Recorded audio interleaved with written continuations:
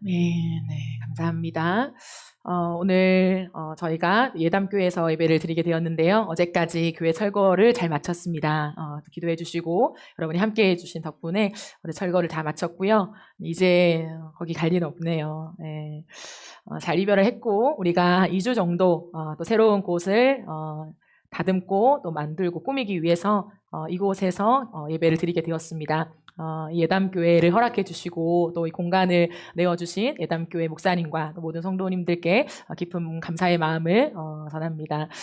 우리가 이곳에서 또 새로운 공간이기 때문에 좀 낯설 수도 있죠. 그러나 하나님 앞에 계속해서 집중해 가면서 이 시간들이 참 중요한 것 같아요. 이 시간 속에서 하나님이 우리에게 어떤 준비를 하게 하시는지 중요하죠. 그래서 그 말씀들을 듣고 또 함께 나누고 또 걸어갈 수 있는 귀한 여정이 될 수 있도록 여러분들이 함께 힘써 주시고 마음을 모아 주시면 감사하겠습니다. 오늘 우리 함께 보실 말씀은 여호수아 24장 14절부터 24절까지 말씀입니다. 여호수아 24장 14절부터 24절까지 말씀. 네, 14절부터 24절까지의 말씀 우리 합독하겠습니다. 시작. 그러므로 이제는 여호와를 경외하며 온전함과 진실함으로 그를 섬기라. 너희의 조상들이 강 저쪽과 애굽에서 섬기던 신들을 치워버리고 여호와만 섬기라.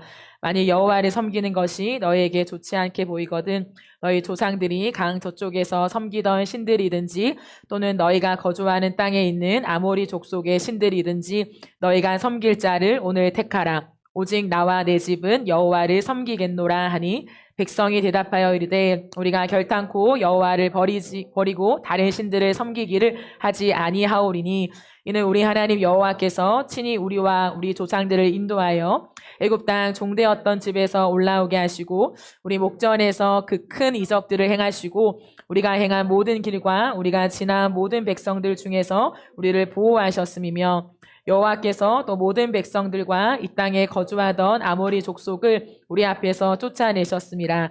그러므로 우리도 여호와를 섬기리니 그는 우리 하나님이심이니이다 하니라. 여호수아가 백성에게 이르되 너희가 여호와를 능히 섬기지 못할 것은 그는 거룩하신 하나님이시요 질투하시는 하나님이시니 너희의 잘못과 죄들을 사하지 아니하실 것임이라.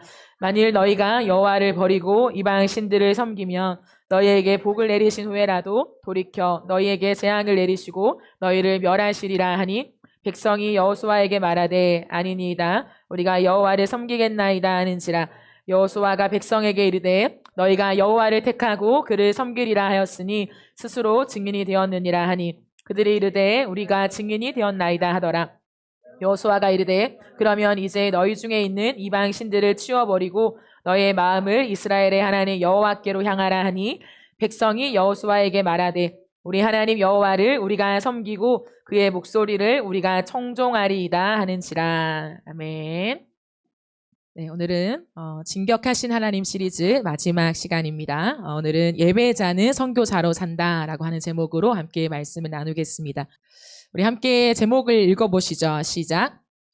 예배자는 선교사로 산다. 네, 어느덧 여호수아 설교 마지막 시간이 되었는데요. 지금까지 또 각자 여호수아를 살펴본 내용들을 잘 정리하시면 좋을 것 같고 또 특별히 하나님께서 오늘 우리에게 주신 말씀들을 좀 깊이 상고할 수 있는 그런 시간이 되면 좋겠습니다.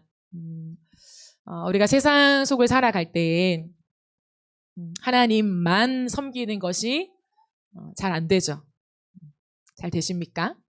잘 안 되죠? 하나님을 섬기고 하나님만을 사랑하기를 원하지만 하나님만 섬기는 것이 잘 안 돼요. 그러다 보니까 우리가 항상 예배 가운데 하나님만 섬기기 원합니다. 오직 주. 오늘도 그 찬양을 우리가 함께 고백했죠. 그런 고백 뒤에 우리의 삶을 보면 마치 변덕쟁이가 되는 것 같아요. 두 가지 반응이 나타나죠. 내 모습에 대한 회의감. 나는 왜 또 말한 대로 살지 못했을까? 이렇게 변덕쟁이 같이 라고 하는 그런 한켠의 마음. 그런가 하면 또 한쪽에서는 어쩔 수 없어 라고 하는 생각들과 그걸 지지하는 마음들이 있어요. 세상을 안 살아봐서 그렇지, 직장생활 안 해봐서 그렇지, 가정을 안 꾸려봐서 그렇지, 한번 꾸려봐. 꾸려보면 하나님만 섬기는 게 안 돼. 최선을 다하지만 하나님만 섬기고는 직장생활이 안 돼. 라고 그 방향을 자꾸 지지하게 되는 거야.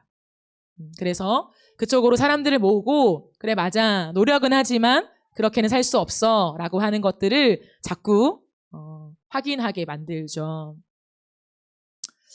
근데 하나님께서는 우리에게 뭐라고 말씀하시냐면 오직 하나님만 섬기라고 말씀하세요. 구약을 관통하고 신약을 관통하는 그 말씀들은 오직 하나님만, 오직 예수 그리스도만이라고 우리에게 한두 번이 아니라 전체를 관통하면서 말씀하고 있다는 거예요. 그러면 우리는 이 지점을 잘 생각해 봐야 돼요. 말씀을 읽고 우리가 우리의 삶을 점검할 때요, 우리의 상황, 환경, 또 세상의 흐름들이 너무나 중요하지만 내가 그렇게 살 수 있나 못 사나 보다 더 중요한 건 뭐냐면 하나님은 그럼 우리에게 뭐라고 말씀하셨는가예요. 하나님이 구약이나 신약이나 지금 우리가 살아가는 시대나 하나님이 예측하지 못한 상황이 있을까요? 내가 2000년 전에 너희와 함께 말하고 이스라엘에게 말씀을 주었지만 2000년 후에까지는 내가 생각을 못했어. 세상이 이렇게까지 변할 줄 몰랐어. 사람들의 마음이 이렇게까지 세상을 따라가고 힘들게 살아갈 줄은 몰랐는데, 경제 상황이 이렇게 나빠질 줄 몰랐는데 하나님이 그러신 분이냐는 거야. 그게 아니잖아요. 그러면 모든 것을 다 알고 계시고 지금의 경제 상황, 사회와 전반적인 국가의 흐름들, 미래적인 전망까지도 이미 다 알고 계신 하나님께서 오늘 저와 여러분에게 말씀하시는 게 뭐냐면 오직 하나님만 섬기라는 거예요. 오직 예수 그리스도만 섬기라는 거죠. 이 지점들을 우리가 깊이 고민해 보면서, 그렇다면 우리의 질문은 뭐냐면 어떻게 그렇게 살아갈 수 있는가에 집중해야 돼요. 내가 그렇게 살 수 있는가 없는가가 문제가 아닌 거죠. 왜요? 하나님은 다 아시고 하나님을 따르는 백성들에게 오직 하나님만 섬기라고 말씀하셨기 때문에. 그렇다면 되고 안 되고는 우리의 소관이 아니라는 거죠. 된다는 거예요. 된다는 거예요. 그러면 어떻게에 대한 부분들을 우리가 말씀을 통해서 함께 확인해 볼 필요가 있습니다. 저는 10대를 지나가면서 제 책상 위에 항상 올려져 있던 한 물건이 있었어요. 이게 뭐냐면 요거예요. 오뚜기. 오뚜기 아세요? 오뚜기? 오뚜기 알죠? 오뚜기는 딱 치면 다시 탁 올라오잖아요. 탁 쳐도 올라오고. 오뚜기한테 참 미안해요. 왜냐면 너무 많이 쳐서 제가 분풀이를 오뚜기한테 해서 야 이렇게 하면서 팅팅 또 올라오잖아요. 저는 오뚜기와의 추억이 있습니다. 제 책상에 항상 오뚜기가 있었고요. 제가 믿음이 흔들릴 때 매일매일 기도도 하고 10대 때부터 하나님을 사랑한다고 하고 말씀 구절도 막 붙여놓고 했는데 잘 안 될 때, 또 부모님과 싸우고 언니들과 한바탕 하고 내 마음대로 행동하고 난 다음에 오는 그 후폭풍, 내가 또 믿음으로 살지 못했다, 내가 또 이 입을 다스리지 못했다 라고 올 때마다 책상에 있는 오뚜기를 한참 쳐다봐요. 그리고 탱탱 일부러 쳐요. 걔를 못 살게 굴어요. 그런데도 어김없이 오뚜기 친구는 다시 튀어올라 자신의 위치를 지키죠. 저는 그 오뚜기를 보면서 다시 한번 제 마음과 제 믿음을 다잡는 시간들을 가져왔어요. 하루 이틀, 한두 달이 아니라 오랜 시간, 제 10대를 형성해 가면서 하나님 앞에서 그 시간들을 가져왔죠. 그걸 보면서 하나님 앞에서 내가 다시 일어서야겠다라고 하는 마음을 가지게 되었어요. 지금은 제 책상 위에 미니 지구본이 있어요. 수지 자매님이 저한테 준 거예요. 미니 지구본 감상하세요 이렇게 준 건데, 그걸 제가 위에 딱 올려놓고 이따금씩 봐요. 사실은 뭐 오고 가는 좁은 원룸 속에 매일 보죠. 매일 보는데 유심히 그 친구만 쳐다볼 때가 있잖아요. 유심히 내 생각과 마음을 다해서 그 지구본만 쳐다볼 때가 있어요. 그 손에 담길 만한 그 지구본을 이렇게 돌려가 보면서, 이렇게 또 여러 가지 각도로 돌려가 보면서 한참을 생각해요. 그러면서 흔들렸던 제 삶의 방향을 잡아요. 그렇지, 하나님이 나에게 열방을 주셨지. 지금이 아니라 내 가슴에 열방을 품고 나아가려고 하는 그 꿈을 주셨지. 한참 지구본을 내 손에 놓고 쳐다보면서 하나님을 향한 방향을 다시 붙잡아요. 우리는 삶에서 넘어지지 않을 수 없고 흔들리지 않을 수 없어요. 그죠? 그런데 중요한 건 뭐냐면 또다시 나에게 집중된 시선을 다시 하나님께로 돌리는 지점을 만들어가는 것이에요. 그것은 물건 자체의 상징이 아니라 하나님과 나의 관계가 담겨있는 물건이죠. 단순한 오뚜기가 아니라 저와 하나님과의 관계 속에 오뚜기라고 하는 것에 담긴 관계가 있었어요. 지구본도 마찬가지죠. 이스라엘 백성들은요, 자신들의 시대를 살아가면서 믿음이 자꾸 흔들렸어요. 하나님이 약속한 가나안 땅을 향해서 갔고 그것 가운데 하나님을 사랑하기를 원했으나 어느샌가 그 땅에 정착하는 여정 속에 동화되고 말았어요. 요단강을 도하하고 여리고성을 점령하고 아이성마저 점령했던 승승장구했던 이스라엘 백성들이었지만 어느샌가 하나님을 잊고 가나안 문화에 너무나 빨리 동화되기 시작했어요. 그들이 말하는 것에 혹한 거죠. 혹한 거예요. 자신의 삶에 가나안식이 너무 들어와 버린 거죠. 가나안식, 가나안 방식, 가나안의 화법, 가나안의 생각, 흐름, 가나안의 문화, 가나안식, 이것이 참 많이 들어왔습니다. 이것 가운데 여호수아는 이스라엘 백성들이 항상 돌아갈 수 있는 지점들을 이미 마련해 두었어요. 그게 무엇입니까? 기념비들이었죠. 기념비를 바라보면서 내 인생에 하나님이 주신 기념비를 바라보면서 하나님을 잊지 않도록 다시 내가 본래의 자리로 돌아오도록 만들어 놓았어요. 여러분의 삶 속에서 은혜 충만히 받고 이제 주님을 위해서 주님을 사랑하며 가기로 결정했지만 또다시 넘어질 때 뜻하지 않은 사건, 환경, 어떠한 일들을 만날 때 마음이 흔들리죠. 그 순간에 곧바로 다시 하나님께로 돌아가는 지점이 있으십니까? 야, 오늘 나에게 이런 일이 발생했네? 왜 또 이런 경우가 온 거야? 뭐야? 믿음으로 잘 살고 싶은데 왜 나에게 늘 이런 일만 반복되는 거야? 나도 모르겠어가 아니라 그 순간에 다시 한번 마음을 다잡고 하나님께로 돌아가게 만드는 그 지점들이요. 물건일 수도 있고 내 인생의 기념비일 수도 있고 다양한 요소일 수도 있겠지만 그것이 여러분에게 있으십니까? 그래서 이내 마음을 다잡고 내 방향을 다시 내가 원래 가려던 방향으로 나를 옮겨놓는 그 작업들이 여러분의 일상 가운데 있으십니까? 여러분의 하루 가운데 있으세요? 이것이 중요한 거예요. 일주일을 온종일 보내다가 7일을 보내다가 그냥 주일에 와서 그렇지 또 일주일 동안 내가 주님을 놓치고 살았지 또 잊어버렸네. 그치, 하나님 모든 것이 하나님의 은혜인데 말이지 라고 하는 것 말고 조금 더 나아가서 내 삶에 하나님과의 관계를 만들어 가면서 그 관계 속에 나와 하나님만 아는 내가 그것만 보면 주님께로 돌아갈 수밖에 없는 조금만 내 시선과 마음을 집중하여 그것만 쳐다보고 있으면 이내 하나님과의 추억이 떠오르며 다시 그 지점으로 돌아갈 수밖에 없는 것 그것이 있으십니까? 또 이번 한 주를 살아가면서 그 지점들 속에 다시 하나님께로 돌아갔던 순간들이 있으십니까? 여호수아는 하나님과의 관계 속에서 단 한 번도 넘어지진 않았어요. 여호수아도 실수했고 여호수아도 넘어졌어요. 성경에 기록된 것은 일부분이잖아요. 여호수아가 평생을 살다가 110세에 죽었어요. 그럼 평생 동안에 한 번도 넘어지지 않고 하나님만을 향해서 그 믿음, 순종, 헌신, 희생, 사랑 그만 드렸겠습니까? 그렇지 않죠. 인간이기 때문에 지점마다 우리가 다 알지 못한 어떤 구간에는 아주 어려운 힘든 시간들이 있었을 거예요. 난 코스가 있단 말이에요. 난 구간이 있어요. 그럼에도 불구하고 성경은 여호수아를 굉장히 좋게 평가합니다.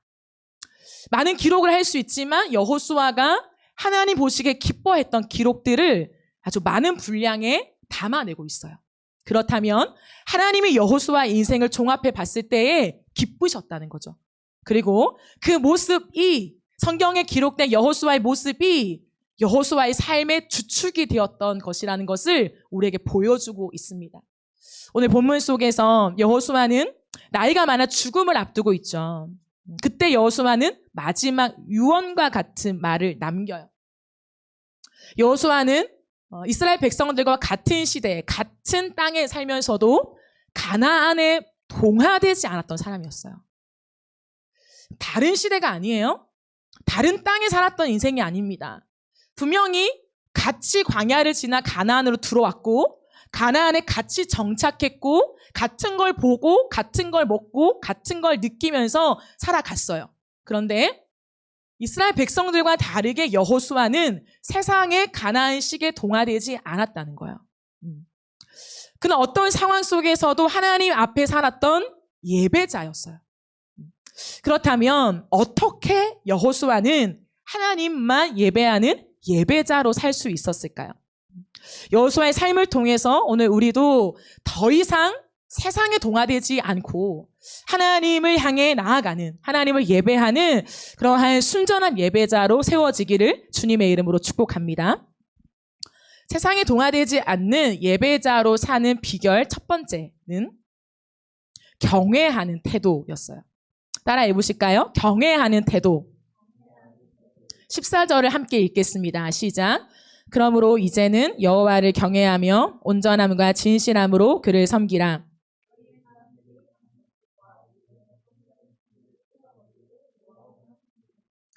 14절에서는 그러므로 이제는 이라고 말해요. 여호수아 24장 1절부터 13절까지 보면 여호수아는 마지막 유언을 남기면서 하나님이 지금까지 우리를 어떻게 인도해 오셨는가를 이야기합니다. 오늘 아침에 찬양팀과 이 말씀을 쭉 읽으면서 나누었는데요. 여호수아는 하나님이 지금까지 하신 일을 잊지 않아요. 죽기 직전이니까 지난 날을 다 회고하면서 그렇지 그런 일들이 있었지 라고 했을까요? 그게 아니에요. 여호수아의 태도였어요. 여호수아는 항상 하나님이 하신 일을 기억하며 살았던 사람이죠. 14절에서 여호수아는 그러므로 이제는 이라고 말하면서 자신은 이제 죽고 하나님 곁으로 가지만 남아있는 모든 이스라엘 백성들에게 아주 삶을 다한 당부를 합니다. 그러면서 뭐라고 하냐면 여호와를 경외하며 라고 이야기해요. 여기서 경외에 해당하는 히브리어는 야레입니다. 야레. 이 야레라는 단어는 태도를 의미하는 단어예요. 즉 여호수아는 자신의 삶과 구별되어서 그냥 하나님의 말씀을 일방적으로 전하는 것이 아니라 내가 지금까지 살아온 삶, 나도 험한 세월을 살고 나도 이 팍팍한 인생을 살아갔지만 어떻게 믿음으로 하나님만을 선택하며 살아올 수 있었는가 그 비결을 이야기해 주는 거야.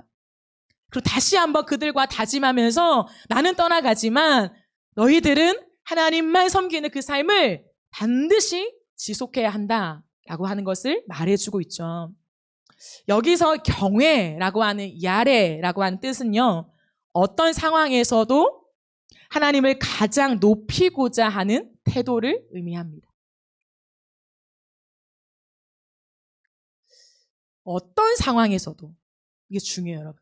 어떤 상황에서도 하나님을 가장 높이고자 하는 태도요.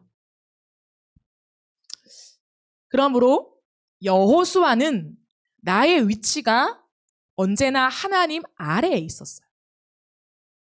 내가 생각하는 나의 위치, 나라는 존재가 이 땅에 살아갈 때 위치가 어디냐면 항상 하나님 아래예요. 내가 하나님 아래에 있다라고 하는 그 태도를 견지하며 살아갔어요.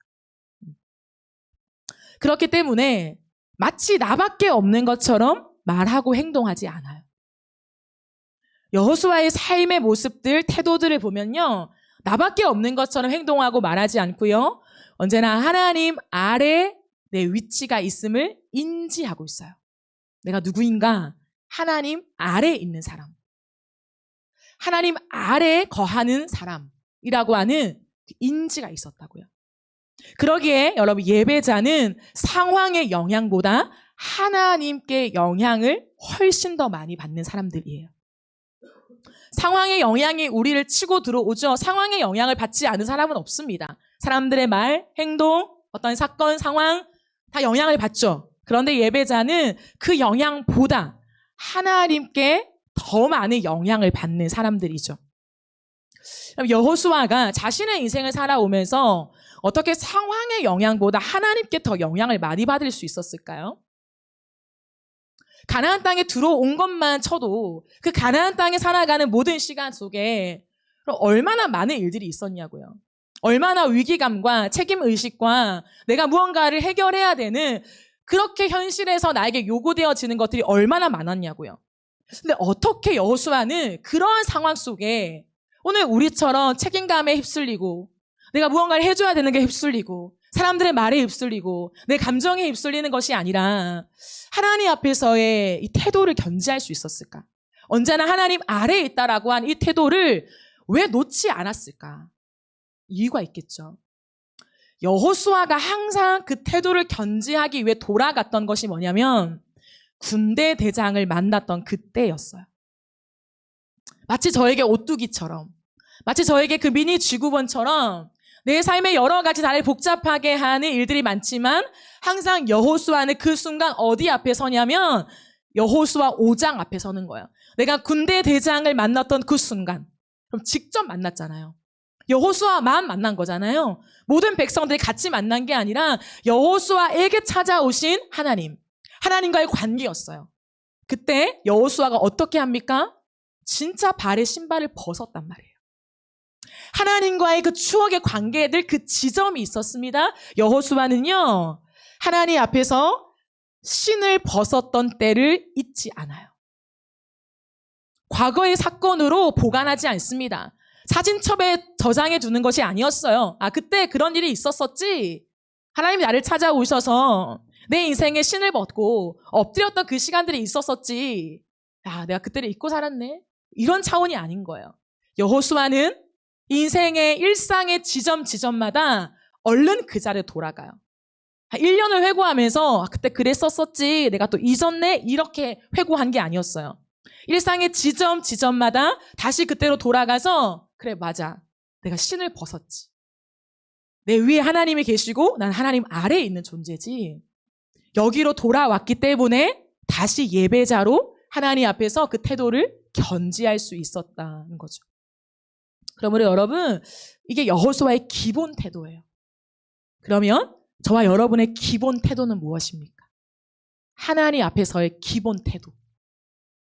기본적으로 내가 갖고 있는 태도. 언제나 그 태도로 다시 돌아가야 되는 그 지점. 하나님과의 관계 속에 내가 부인할 수 없는 그 지점이 무엇입니까?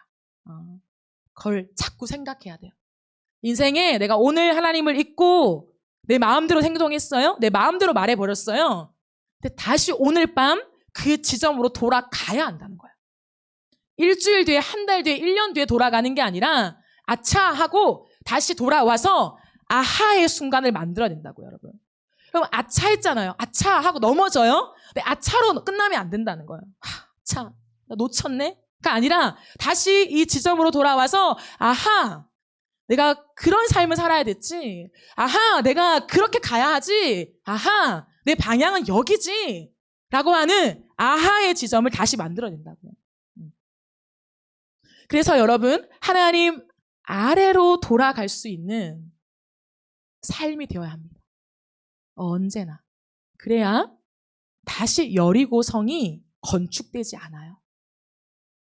가만히 놔두면 내가 무너진 여리고성이 다시 건축돼요.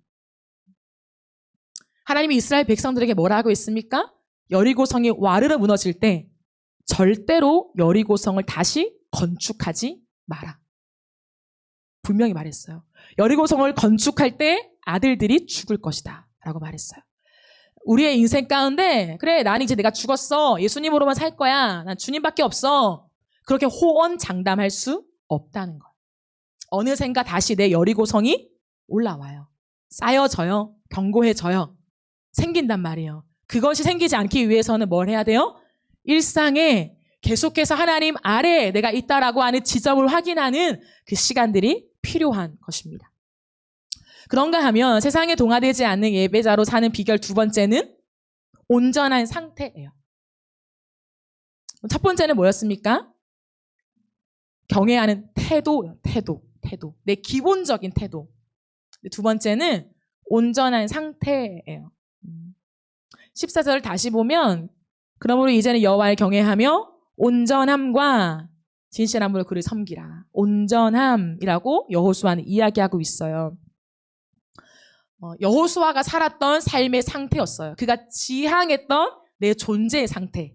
내가 이런 상태였으면 좋겠어. 난 항상 이런 상태를 유지했으면 좋겠어 라고 여호수아가 스스로 생각했던 상태. 그게 바로 온전함인데요. 이 온전함에 대한 히브리어는 타밈이라는 타밈. 이 타밈이 상태를 의미할 때 쓰는 용어입니다. 성경에서 이 타밈을 쓸 때는 다른 단어로 대체할 수 있는데요. 충성이에요. 충성이 뭐냐면 분열되지 않는 마음이에요. 하나의 대상만을 향하는 마음. 이게 충성이에요. 당신께만, 당신의 뜻을 따라서만 움직이겠습니다. 이게 충성이죠. 그래서 타밈의 상태란 어떤 경우에도 하나님께 충성온의 상태라는 거예요. 내 상태 자체가 하나님께 순종했다가 하나님 했다가 돌아서서 어떤 상황 속에서는 내 마음대로 내가 하고 싶은 대로 하는 것이 아니라 여호수아가 품고 살았던 마음은 뭐냐면 하나님, 항상 하나님의 뜻을 따르길 원합니다. 내 오늘의 상태가 하나님의 말씀에 하고 싶은 상태가 되길 원합니다. 어떨 때는 싫어요 하고 싶을 때가 있잖아요. 그죠? 근데 그 완악함에서 나를 벗어나게 해주셨기 때문에 이제는 하나님 그 선하시고 인자하시고 나를 사랑하시되 끝없이 사랑하신 하나님 앞에 충성온의 상태를 유지하고 싶습니다. 내가 언제라도 하나님 말씀이 떨어질 때 하겠습니다 라고 하는 그 상태를 지향했던 사람이었다는 거예요. 그러면 정말 여호수아서를 깊이 묵상해 보면요, 여호수아의 순종은요 입이 떡 벌어져요. 가히 순종할 수 없는 그 걸음 같았어요. 여리고성 정복만 해도요, 우리는 여리고성을 정복했습니다 라고 하지만 우리의 삶에 대입해서 생각해 보세요.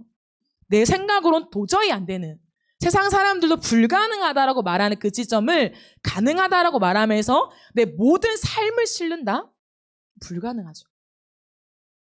나 혼자만이 아니라 처자식을 다 데리고 가야 돼요.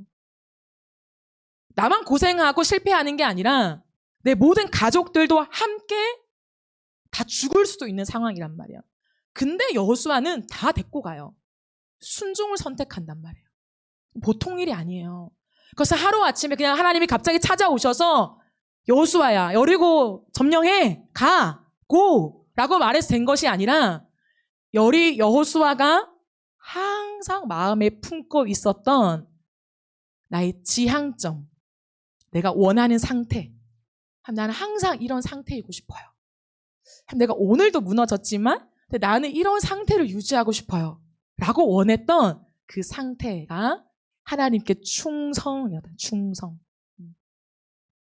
여러분이 오늘도 여러분이 원하는 상태가 무엇입니까? 나는 이런 상태이고 싶어. 나는 이 상태로 살고 싶어. 그런 생각들과 그 마음을 하나님께 품고 기도해 가야 돼요. 그냥 덮어놓고 하나님 사랑하겠습니다, 하나님 따라가겠습니다가 아니라 구체적으로 나는 오늘의 상태 속에서 어떤 상태를 지향하는가. 여러분, 하나님께 충성온의 상태를 지향하시기를 예수님의 이름으로 축복합니다. 완악함의 상태를 계속 꺾어내야 돼요, 여러분. 내 교만한 마음, 내 마음대로 하고 싶은 거, 내 고집대로 하고 싶은 거, 내 생각대로, 내 기분대로 다 해버리고 싶은 거, 그것들을 하나님 앞에서 계속 꺾어내야 돼요. 하나님을 안 믿는다면 어쩔 수 없지만 내가 하나님을 믿고 사랑하고 그 은혜 안에 있다면 내 것들을 고수하는 것이 아니라 날마다 그것들을 자꾸 꺾어내야 돼요. 하나님, 내 안에 이런 마음들이 있는데요, 근데 충성 온이 오프가 되지 않게 해주세요. 하나님 온오프가 맨날 마음대로 왔다 갔다 하지 않게 해주시고 이 과정을 지나면서 항상 충성이 온되어 있게 하십시오. 여러분 그 상태를 지향하며 하나님께 충성하며 하나님의 뜻대로 움직여 가시는 저와 여러분이 되기를 주님의 이름으로 축복합니다. 마지막 세 번째는요. 세상에 동화되지 않은 예배자로 사는 비결, 진실한 삶의 방식이에요. 한 예배자가 세워지는 데 있죠. 저를 보십시오. 저를 보세요. 괜찮아요. 오늘 이 말씀 되게 중요해요. 우리가 하나님 앞에서의 태도를 가지고 하나님 앞에서의 상태를 지향하고 하나님 앞에서의 삶의 방식을 가질 때에 온전한 예배자가 돼요.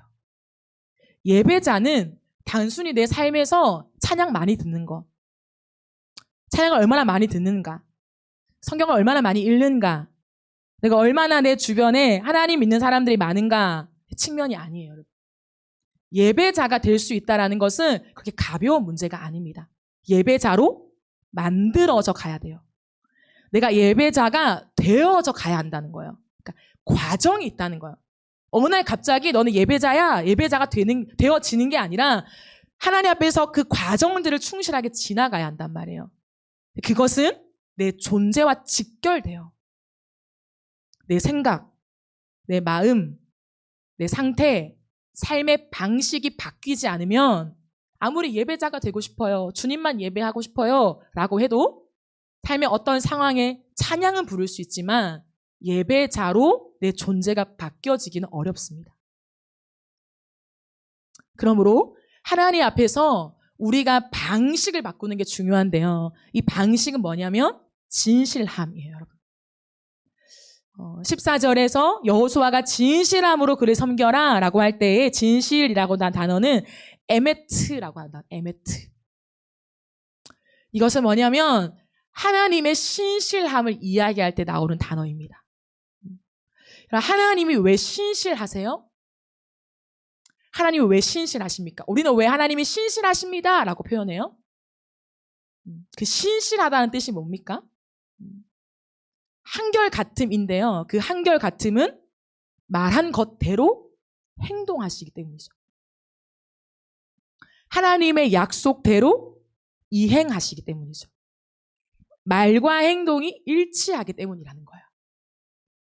우리가 예배자로 살아갈 때 지향해야 되는 방식, 우리 완벽할 수는 없습니다. 태도도 상태도 방식도 완벽할 수는 없어요. 그러나 지향하고 항상 돌아가야 되는 지점이 뭐냐면 삶의 방식의 신실함이라는 거예요. 그러므로 하나님 앞에서 하나의 의도를 남기는 것, 사람들과의 관계 속에 하나의 의도를 드러내는 거 되게 중요해요. 겉으로는 다른 이야기를 하고 이런 의도로 막 얘기했는데 속에는 다른 의도를 갖고 있어요. 속에는 다른 생각을 갖고 있어요. 사람을 막 칭찬해요. 너 너무 잘한다. 사실 속에서는 다른 의도를 갖고 있어요. 다른 평가를 하고 있어요. 다른 판단을 하고 있어요. 그런데 이 칭찬을 하면 좋아하겠지? 칭찬을 싹 해요. 뒤에 가서는 판단해요. 그건 뭐냐면 하나님 앞에서 신실하지 않은 거죠. 우리가 지향해야 되는 건 뭐냐면 내가 드린 고백을 자꾸 돌아보는 것. 내가 한 말을 돌아보는 것. 되게 필요합니다. 내가 하나님께 오늘 드린 고백을 내 삶에 대입시켜 보는 작업이 반드시 필요해요. 저는 개척을 하고 제가 아주 비중을 많이 실은 것이 뭐냐면 식사 후에 공동체 나눔하는 시간이에요. 근데 제가 거듭 여러분과 나누었지만 나눔하는 것 자체보다 제가 훨씬 더 비중을 많이 실어가는 것은 나눔 전에 각자가 받은 은혜와 말씀들을 정리하는 약 20분의 시간이에요. 그 시간을 그냥 주는 게 아니에요. 여러분 20분이면 긴 시간입니다. 밥 먹고 바로 하는 것이 우리가 20분 동안 오전에 들었던 말씀, 하나님의 은혜를 내가 돌아보면서 기록하는 거죠. 저는 그 시간을 제 사역 속에서 아주 중요하게 가져가고 있습니다. 그리고 여러분들과 함께 중요한 시간으로 가져가고 있어요. 그래서 여러분께 부탁을 드리잖아요. 그죠? 제가 항상 20분이지만 일찍 끝나도 다시 말씀을 보세요. 다른 데 가지 말고 다른 일 하지 말고 다 끝났어 라고 생각하지 말고 그 20분 동안 충실하게 오전에 예배 드리면서 하나님이 나에게 주셨던 그 포인트들, 그 은혜를 잠잠히 깊이 묵상하고 기록하세요 라고 말씀드리는 이유가 바로 이런 부분이에요. 우리는 수없이 많은 예배를 드려요.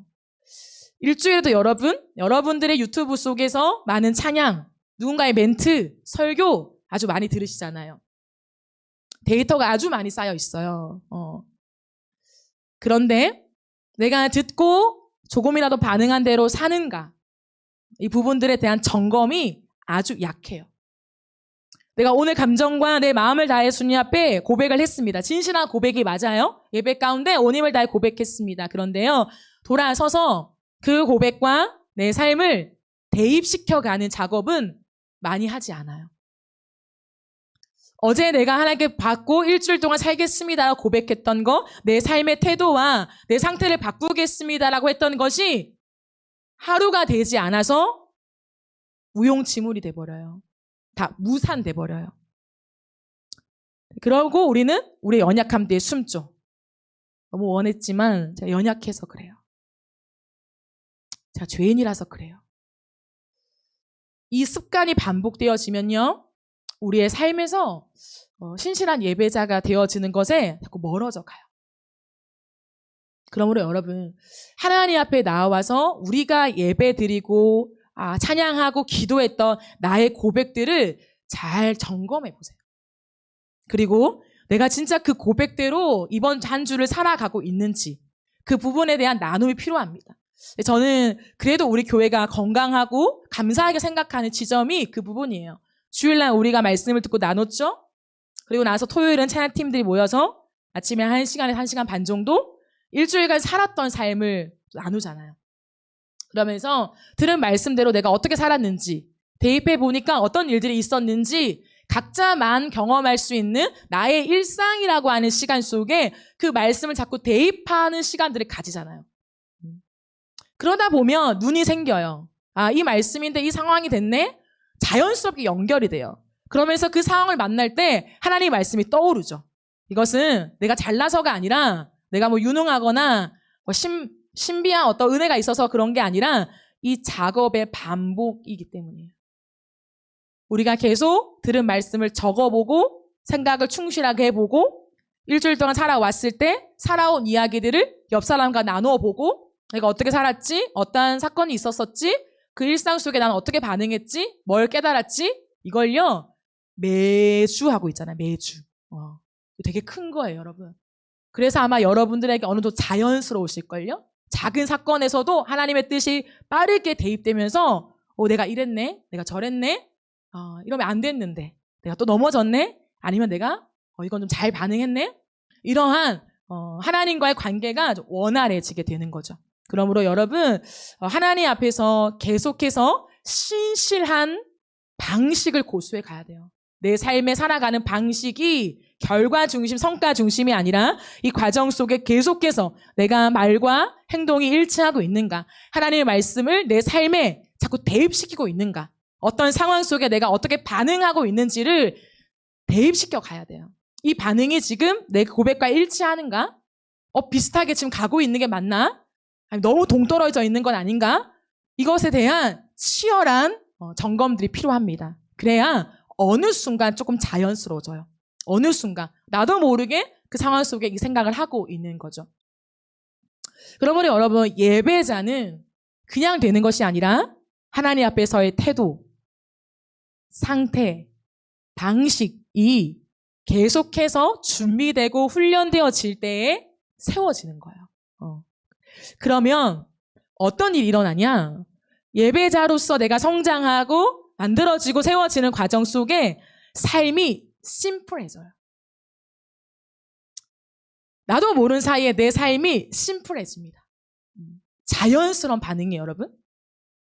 복잡하던 목표가 하나로 정리가 돼요. 뭐로 정리가 될까요? 예배자로 훈련되잖아요. 예배자로 세워지잖아요. 그러면 어떻게 정리가 되냐면 예수 그리스도의 증인 되는 것으로 통합이 돼버려요. 내 인생에 다양한 목표, 중요하고 덜 중요한 게 너무 많이 산적해 있지만 예배자로 살다 보면, 예배자가 되다 보면 그 목표가 하나로 딱 통합이 되는데 예수 그리스도의 증인이 되는 것으로 통합이 돼버려요.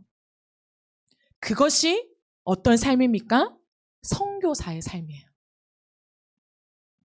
그러므로 여러분, 예배자와 선교사는 다른 길을 걸어가는 사람들이 아니에요. 나는 뭐 예배 사역에 난 열심히 있고 누군가 나는 선교 사역에 열심히 있고 그런 영역이 아니에요. 존재입니다. 존재. 예배자, 선교사, 사람이라는 거, 사람, 존재. 사역의 방식과 모델이 아니라 나라는 사람이 누구인가를 보여주는 것이 이 부분이에요. 그러므로 예배자와 선교사가 분리될 수 없는 거예요. 나는 예배자예요. 근데 선교사는 아니에요. 그건 잘 모르겠어요. 이렇게 분리될 수는 없다는 거예요. 예배자로 세워지다 보면, 예배자로 하나님 만들어 가시는 그 길을 가다 보면 모두가 다 선교사가 되는 거예요. 예배자는 반드시 선교사가 됩니다. 선교사는 복잡하지 않아요. 예수님을 드러내는 것에만 관심이 있는 사람들이죠. 삶을 다 하나님께 맞추어서 어느 때라도 예수님만을 드러내고 증거하고 싶은 사람, 선교사죠. 그러므로 그거 하나로 정돈되는 거예요. 그래서 여러분, 선교사로 살면요, 가장 중요하게 여기는 것이 있어요. 과정이에요. 과정. 프로세스. 하나님이 성경적으로 말씀하신 선교사. 우리가 생각하는 그 선교사님들 말고, 선교사에 대한 이미지 말고 성경적인 선교사의 이미지를 떠올려 보면 선교사의 삶들은요, 항상 사역보다 과정을 중요하게 가져갔어요. 대표적인 사람이 바울이죠. 바울은 성과 중심의 사람이 아니에요. 겉으로 보기에는 정말 많은 교회들을 세우고 아시아, 유럽까지 하나님의 그 많은 일들을 감당했던 정말 탁월한 전략가처럼 보이지만 사실 바울은요, 어디에 힘을 썼냐? 과정에 힘을 실어요. 과정. 그러므로 과정을 잘 다루어 갑니다. 왜일까요? 하나님의 증인됨의 목적인 사람은요, 개인적으로도 추구하는 삶의 모습이 뭐냐면 그 목적이 예수님을 닮아가는 거예요. 내가 얼마나 많은 교회를 세우는가, 얼마나 많은 사람들을 전도하고 열매를 맺었는가에 수를 세는 것에 관심이 없어요. 내가 이 과정들을 지나가면서 얼마나 예수님을 닮고 있는가에 관심이 있죠. 어제보다 오늘 더, 지난주보다 이번 주 더, 올해보다 새해 더 예수님을 닮고 싶은 그 마음을 내 중심에 모시고 살아가요. 그래서 결과보다 내가 과정을 지나가면서 예수님을 닮고 있나? 이 과정 속에서 예수님의 마음과 성품은 뭐지? 그 성품과 나의 성품을 비교해 봐요. 그러니까 우리가 너무 유명하게 잘 아는 그 질문 있죠? 예수님이라면 어떻게 하셨을까? 이 질문이요, 그냥 자연스럽게 생각이 나요. 나는 이런 성품으로 지금 반응이 되는데 우리 예수님이라면 어떠한 성품이 있었을까? 어떤 마음이셨을까에 대한 그 생각이요, 다시 나를 지배하게 되는 거죠. 그래서 때로는 억울하고 힘들고 답답한 일을 당해도 다른 사람을 갚아주려고 살지 않아요. 내가 한번 갚아줘야지, 당한 만큼 돌려줘야지 라고 살아가지 않아요.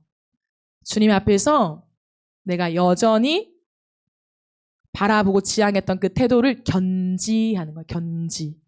내 감정, 억울함 갚아주고 싶고 보여주고 싶고 확인시켜주고 싶은 그 마음을 다시 하나님 아래에 탁 둬요.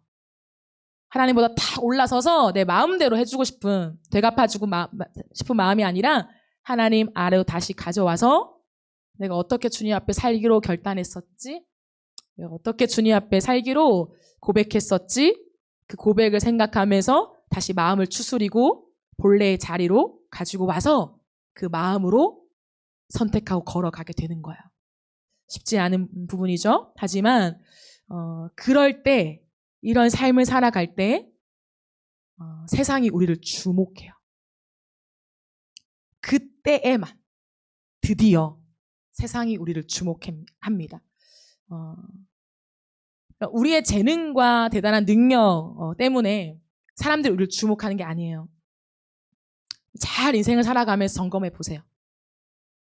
순간적으로는 잘하는 게 있을 때, 능력이 좋을 때, 스펙이 훌륭할 때 집중하죠.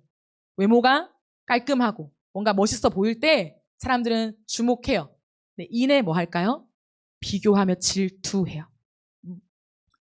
사실은 관심이 있지만 그 관심은 무엇입니까? 나와 비교해서 다시 내 마음을 어지럽게 만들어요. 그런데요, 사람들이 진짜 주목하고 비교와 어떤 나를 무너뜨리고 싶은 방향으로 가는 게 아니라 건강한 방향으로 흠모하고 싶은 방향은 뭐냐면 우리의 모습 속에 예수님이 드러날 때예요.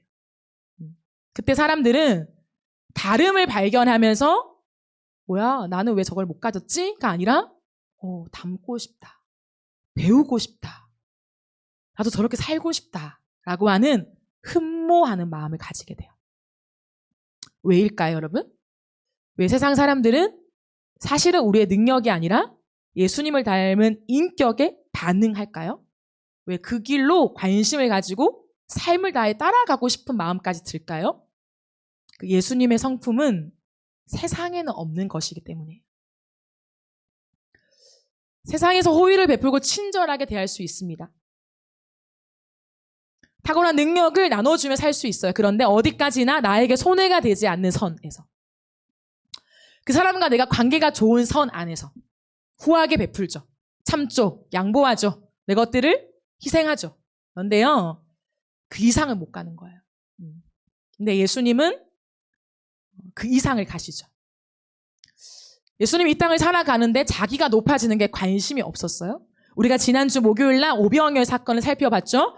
그렇게 놀랍게 많은 사람들이 수천 명이 먹고 남아서 놀라는 환경 속에, 상황 속에 있었습니다. 사람들이요, 달라붙어서 예수님을 왕으로 삼으려고 했어요. 이 정도면은 유대인의 왕이 돼야 된다. 맞다. 이 사람을 왕으로 삼자. 우리가 따르고 추종하며 잘해드리자. 사람들이 몰려왔어요. 그때 예수님 어떻게 해요? 몰래 산으로 도망가요. 피해버려요. 왜요? 성경은 명확하게 기록하고 있어요. 사람들이 자신을 왕으로 삼으려는 줄 아시고 산으로 도망가셨다고. 예수님이 도망가실 때는 누군가가 자신을 드러내려고 할 때, 예수님을 높이려고 할 때 도망가 버리세요. 세상은 그 방법을 취하지 않죠. 세상은 나를 드러내고 나를 높여주고 나를 칭찬하면 의자를 갖고 와서 앉죠. 더 해봐. 그렇지. 잘했지. 칭찬을 계속 듣고 싶어 해요. 그 시간이 조금 더 길었으면 좋겠어요. 한마디라도, 한 문장이라도 더 많은 사람들이 얘기해 줬으면 좋겠어요. 세상에서는 없는 거죠. 여러분 어때요? 누군가 여러분을 칭찬하고 진심으로 높일 때 도망가 본 적 있나요? 정말 마음을 다해서 내가 받을 칭찬이 아니라고 하나님 받을 칭찬을 올려드리면서 달아나 본 적이 있나요? 아니면 그 자리에서 의자를 가지고 와서 앉아서 그 말을 듣기를 즐거워하고 있나요? 예수님은 이 땅에 자신이 왜 왔는지를 정확하게 알았어요. 왕으로 높임 받는 게 아니라 죽으러 왔어요. 나는 죽기 위해 왔다. 죄인들을 대신해서 내가 죄인이 되고 세상에 없는 내 의를 사람들에게 주려는 익스체인지, 교환을 위해서 오신 분, 죽으러 오신 분이기 때문에 그 하나의 목적에 계속 닿으며 그 길로 걸어가셨다는 거죠. 그러므로 여러분, 세상은 우리가 잘났을 때 주목하지 않아요. 절대로. 세상과 전혀 다른 길을 갈 때 주목합니다. 세상은 우리가 세상과 비슷해질 때 환호하지 않아요. 우리가 세상과 전혀 다른 모습을 보일 때 놀라요. 어떻게 저렇게 할 수 있지? 어떻게 저렇게 반응할 수 있지? 어떻게 저런 말을 할 수 있지? 저런 행동을 할 수 있지? 왜냐하면 세상은 예수님의 태도를 절대 이해하지 못하기 때문이에요. 세상의 방식이 아니라서 그래요. 세상은 절대 이해할 수 없어요. 그렇기 때문에 사실은 그 인격을 흠모합니다. 이 땅엔 없는 너무 고결하고 아름다운 모습이 있기 때문에 사람들은 그것을 흠모하죠. 돈으로 외모를 바꿀 수는 있어요. 세상의 능력으로 명예를 얻을 수 있어요. 그러나 이 세상 그 어떤 것으로도 예수님의 성품을 가질 수는 없어요. 가지고 싶어 저 성품 못 가져요. 성령의 능력을 살 수 없다라고 분명히 얘기하잖아요. 하나님에 대한 것은 세상의 그 어떤 것으로도 가질 수도 살 수도 얻을 수도 없습니다. 오직 그 하나님 안에서 우리가 예배자가 될 때, 우리를 예배자로 부르신 하나님 앞에서 충실하게 그 예배자의 걸음을 훈련받을 때 하나님이 주시는 선물이에요. 예수 그리스도의 인품은 내가 노력해서 취해가는 것이 아니라 성령의 선물이에요. 여러분, 갈라디아서 5장에 성령의 열매가 나오죠? 그게 예수님의 성품이잖아요. 이것은요, 선물이에요, 선물. 내가 가지고 싶어 라고 해서 가질 수 있는 것이 아니라 선물입니다. 그러므로 우리가 해야 되는 것은 예수님 앞에 예배자가 되는 거죠. 그래서 예배자의 인격 자체가 전도지가 돼요. 따라서 그 모습이 선교사가 되는 것이죠. 그러므로 예배자는 선교사로 살 수밖에 없습니다. 그러므로 여호수아는 이 많은 얘기들을 한 다음에 마지막으로 한 가지를 명해요. 하나님 앞에서 이 태도를 고수하고 주님만 섬기자, 선택해라 라고 말하지만 사실 선택의 유무에 별 관심이 없어요. 사실은 15절이 키가 아니에요. 왜요? 여호수아는 이제 선택해 주님을 따를 건지 우상을 따를 건지 그 얘기를 하는 게 아니기 때문이에요. 전적으로 너희가 오늘 여호와만 섬기겠다고 다짐해라. 새로워져라 라고 얘기하고 있는 것이기 때문이죠. 그러니까 너무나 답답해서 그 말을 하는 거예요. 애매하게 걸치고 있지 말고 양다리 걸치고 있지 말고 확실하게 하라고 라고 말하는 거예요. 그래요, 저 예수님 안 섬길게요. 이 말을 듣고 싶은 게 아니라 오늘 그들의 마음속에 있는 신앙의 중심을 향하여 외치면서 호소하면서 모든 사람들로 하여금 예 주님 오직 주님만 섬기겠습니다로 그들을 이끌어가는 거예요. 그러면서 여호수아는 아주 단호하게 한 가지를 이야기합니다. 23절 여호수아 이르되 그러면 백성이 또 말하죠. 예 따르겠습니다. 주님 섬길게요. 우리도 주님을 섬길게요. 이 말을 얼마나 많이 들었는지 몰라요. 여호수아가 평생을 같이 살면서 얼마나 많이 들었는지 몰라요. 저 또 은혜 받았으니까 주님을 위해 살게요. 주님을 따를게요. 예 맞습니다. 하나님만이 우리 하나님이십니다. 여호수아가 마지막에 이 말을 하는 거예요. 그러면 정말 그렇게 살기를 원한다면 정말 우리의 인생 가운데 행하신 하나님의 은혜를 잊지 못한다면 진짜 우리의 구원자가 예수 그리스도시라면 너희 중에 있는 이방신을 다 치워버려라. 다 버려라. 그리고 너희의 마음을 오직 하나님께로만 향해라. 이것을 말해요. 저는 하나님 우리에게 이것을 말씀하신다고 믿어요. 우리의 많은 고백과 하나님 앞에서의 많은 시간들을 수놓아 갔는데 하나님 오늘 우리에게 이렇게 말씀하시는 것 같아요.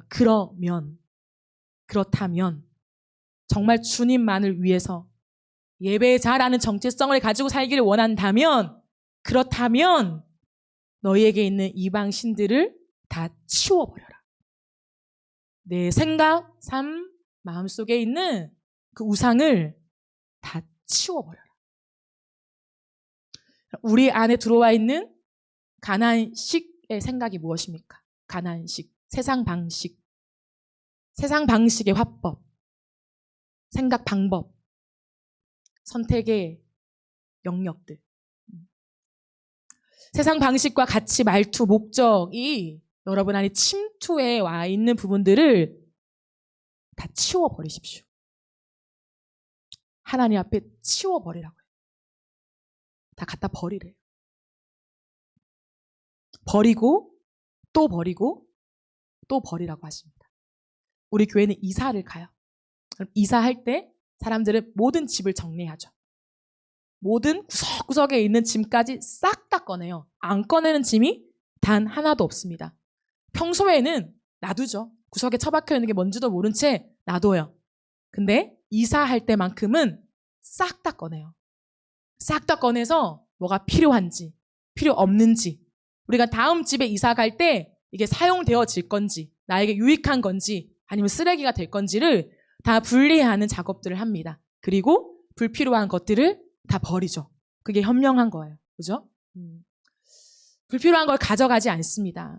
다 버리는 거예요. 그래야 새로운 환경에서 아름답게 그 집을 꾸미며 살아갈 수 있는 거죠. 새로운 시작을 할 수 있는 거예요. 하나님 오늘 우리에게 말씀하실 때 우리를 이제 1년 8개월의 시간을 마감하고 새로운 곳으로 옮기면서 예배자를 말씀하세요. 예배자. 하나님 앞에 예배자가 되어서 하나님과의 관계 안에서 우리의 삶에서 오늘 기도자가 기도해 준 것처럼 삶의 예배자로, 일상의 예배자로 살아가는 사람들로 우리를 세워가기를 기대하십니다. 그것이 곧 선교사예요. 선교사. 예배자이자 선교사로 우리를 부르시고 계십니다. 그 기로에서 하나님이 오늘 우리 가운데 명하시는 것은 너희 중에 남아있는 이방 신들을 치워버려라. 여전히 남기고 있는 것, 여전히 처박아두고 있는 것, 여전히 모른 척하고 있는 것, 이것쯤은 괜찮겠지? 내가 많은 걸 버렸으니까 요거 몇 개는 앞으로 혹시나 쓸 때도 있을 거야. 혹시나 쓸모가 있을 수도 있을 거야. 일단 남겨놔 보자. 그것을 다 치워버리라고 말씀하십니다. 오늘 이 말씀 앞에 내 삶에 아직도 남겨두고 있는 것, 대비해서, 이전과 대비해서 이건 많이 버렸고, 이거는 뭐 남겨둔 것도 아니에요. 이 정도는 그거까지 버리라고 말씀하세요. 그것까지 철저하게 버릴 때 하나님만 남게 되는 은혜를 주실 줄 믿습니다. 하나로 살아가는 사람이 되어야 돼요. 하나로. 말은 유창하게 하나님 나라를 위해서 살겠습니다 라고 하지만 내 삶은 여전히 너절분해요. 여전히 지저분한 거 많아요.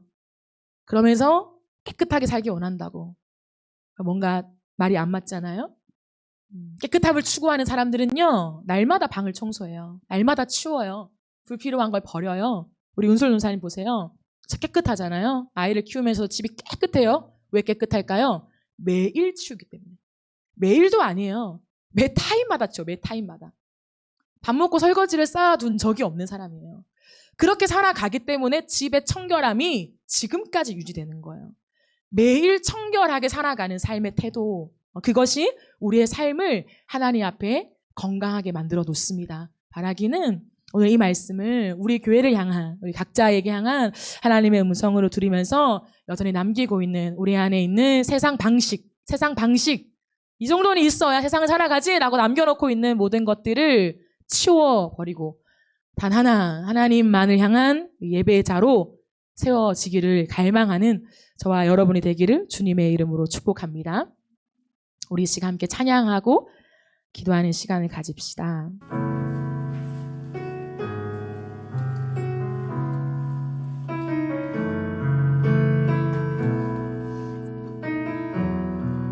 예수는 내 힘이요 나의 기쁨 내 참 소망 그 이름의 생명이 내 삶의 이유라 예수는 내 힘이요 예수는 내 힘이요 나의 기쁨 내 참 소망 그 이름의 생명이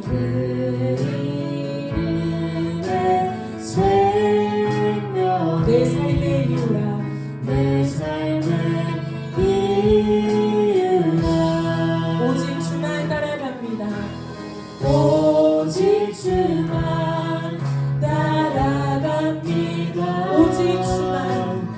오직 주만 높이 받으소서. 내 평생에 그 이름을 그의 선하심을 세상에 노래합니다. 세상에 노래합니다. 그 이름에 그 이름에 크신 능력 크신 능력 영원한 생명이 영원한 생명이 내 삶의 이유라 내 삶의 이유라 내가 사냐 죽으나 내가 살아 죽으나 그 이름을 위하여 그 이름을 위하여 내 모든 것 다르니 내 모든 것 다르니 나를 받으소서 나를 받으소서 오직 주만 따라갑니다. 오직 주만 따라갑니다. 오직 주만 오직 주만 높이 받으소서 내 평생에 그 이름을 그 이름은 그의 선하심 세상에 노래합니다. 세상에 노래합니다. 그 이름에 그 이름에 크신 능력 크신 능력 영원한 생명이 영원한 생명이 내 삶의 이유라 내 삶의 우리 한번 더 내 평생의 그 이름을 내 평생에 우리가 심플하게 살길 원합니다. 그 이름을 그의 선하심을 그의 선하심 세상이 노래합니다. 세상에 노래합니다. 그 이름에 그 이름에 크신 능력 크신 능력 영원한 생명이 영원한 생명이 내 삶의 이유라 내 삶의 이유라 이절 말씀만 고백합시다. 내가 살아 죽으나 그 이름을 위하여 신대로만 할게요. 내 모든 것 다르리니 나를 한 번만 더 받으소서 내가 사냐 죽으나 내가 살아 죽으나 그 이름을 그 위하여 이름을 위하여 내 모든 내 모든 것 것다 다르리니 나를 받으소서. 나를 받으소서 하나님께서 우리에게 지속적으로 반복하여 하시는 말씀이 내가 높아지는 삶, 내가 높아지는 그 길을 추구하지 말고 예수님이 걸어가신 십자가의 길을 걸어가며 예수 그리스도만을 높이는 예배자와 선교사가 되기를 기대하세요. 정말 우리의 태도를 돌아보며 하나님 앞에 기도합시다. 우리의 기본적인 태도가 무엇이에요? 내가 하나님 앞에서 유지하고 싶은 상태는 어떤 상태입니까? 세상을 살아가면서 내가 추구하는 방식이 무엇이에요? 정리함이 필요합니다. 여호수아는 크고 작게 삶을 부딪혀가면서 끝없이 그걸 정리했던 사람이에요. 내가 왜 살지? 어떤 방식으로 살지? 어떤 상태를 추구하고 싶지? 하나님 앞에서 계속해서 물으며 그 관계를 만들어갔던 사람이었어요. 결과가 더 중요한 것이 아닙니다. 성과가 중요하지 않아요. 내가 얼마나 주님께 많이 쓰임받느냐 중요하지 않아요.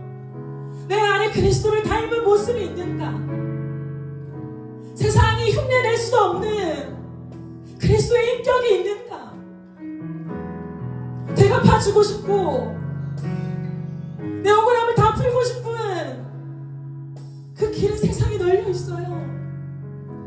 오늘 우리 주님은 세상에 없는 삶을 살게 하시기 위해 이 땅 가운데 오셨고 우리를 위하여 죽으셨습니다. 이 대강절이 시작되는 이 첫 주에 우리 다시 한번 주님 앞에서 내가 지향하는 삶이 무엇인지를 돌아봅시다. 하나님 예수 그리스도 이름이 나에게 있기에 세상이 따라올 수 없는, 흉내낼 수 없는 예수 그리스도의 인격과 성품이 나에게 담겨지게 하여 주시옵소서. 어떠한 겉으로 보이는 외적인 것들을 지향하며 살아가는 삶을 더 이상 흠모하지 않게 하여 주시고, 내가 높아지는 삶, 내가 위대해지고 커지는 삶이 아니라 하나님 앞에서 주님을 높이는 삶으로, 누군가가 나를 높일 때 도망갈 줄 아는 삶으로 살아가게 하여 주시옵소서. 그럴 때 세상이 우리를 주목하게 될 것입니다. 세상이 드디어 우리의 이야기를 들어주게 될 것입니다. 세상이 그제서야 드디어 우리의 마음을 쳐다보게 될 것입니다. 하나님 그때까지 우리가 예배자로 준비되어지게 하여 주시옵소서. 우리의 인격과 삶이 전도지가 되어질 때에 아버지 우리의 존재를 통하여 예수 그리스도의 사랑과 그 은혜를 드러낼 수 있도록 축복하여 주시옵소서. 우리 시간 주의 아버지시며 기도하며 나아갑시다. 주여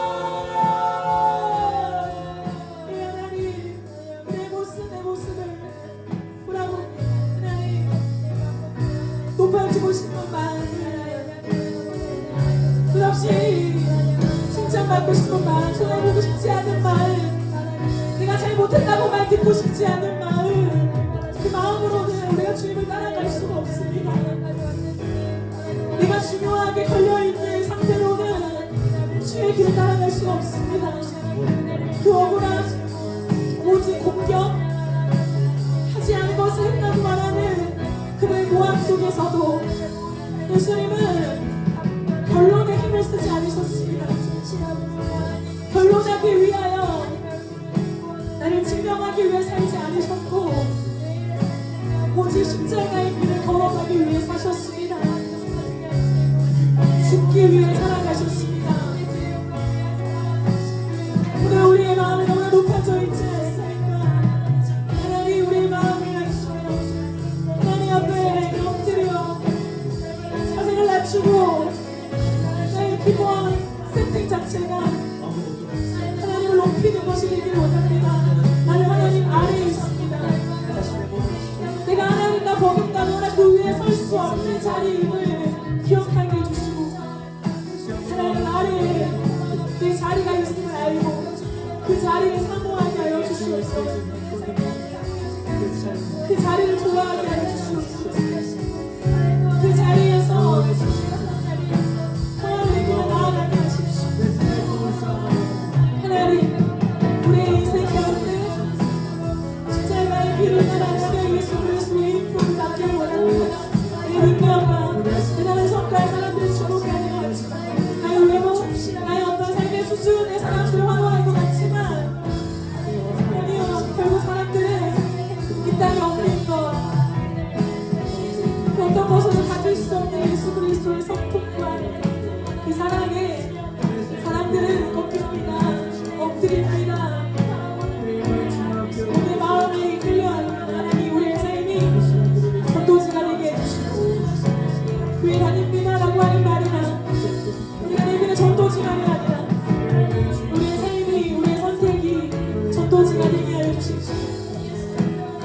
선교사, 저기 삶을 살아가는 선교사의 타이틀이 아니라 우리의 존재가 선교사가 되어서 하나님 앞에 살아갈 수 있는 주님의 인하여 주시옵소서. 우리가 도와주시옵소서. 하나님의 삶을 우리를 가르쳐 주십시오. 우리 잠깐 더 기도합시다.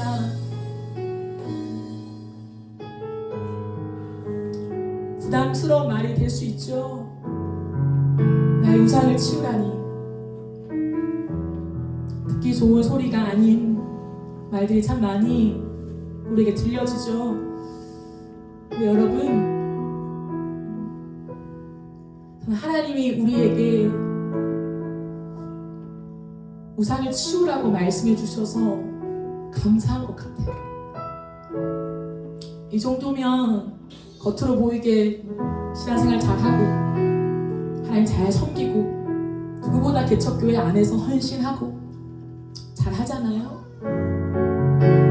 근데 하나님은 하나님과 우리를 가까이 하게 하기 위해서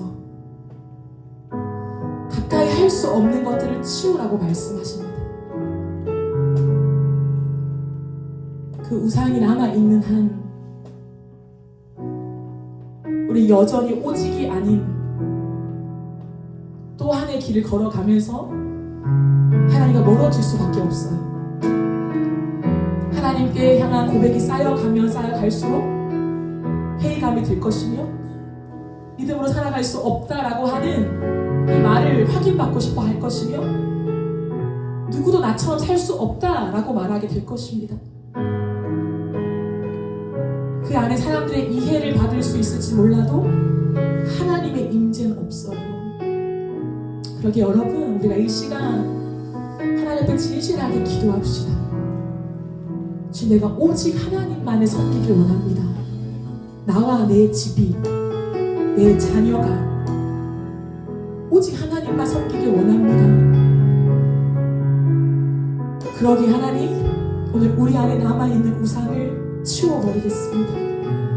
세상 방식, 화법, 내가 높임받고 싶은 것, 내가 인정받고 싶은 것 다 치워버리겠습니다. 세상을 따라가고 세상의 것들을 취하고 싶은, 비교 속에 그걸 갖고 싶은, 부러워하는 이 마음들 다 치워버리고 오직 하나님만 남기겠습니다. 주님만 순결하게 사랑할 수 있도록 성령이여 내 마음 안에 역사하여 주셔서 정결하게 하여 주시옵소서. 예수님은 단 한 가지 말씀하셨습니다. 깨끗한 그릇 다 사용한다고. 금그릇 관심이 없으시대요. 중요하지 않대요. 사기 그릇도 질그릇도 하나님 괜찮으시대요. 어떤 그릇도 괜찮은데 다 깨끗해야 된대요.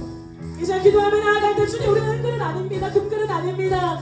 질그릇과 같이 깨어진 존재이지만 깨끗하겠습니다. 정결하겠습니다. 하나님, 내 안에 예수를 담아주시고 이 땅에 살아가는 동안에 주의 길을 걸어갈 수 있도록 주님 축복하여 주시옵소서. 우리 교회는 질그릇입니다. 화려하지 않습니다. 부단하지 않습니다. 그러나 우리 교회 안에 예수를 담아주셔서 예수님만을 친구하는 교회가 될 수 있도록 주여, 우리 교회 가운데 성령으로 길 부어주시옵소서. 우리 시간 우리의 우상들을 치워버리고 결단하며 우리 시간 주여 한번 외치며 기도하며 나가시겠습니다. 주여,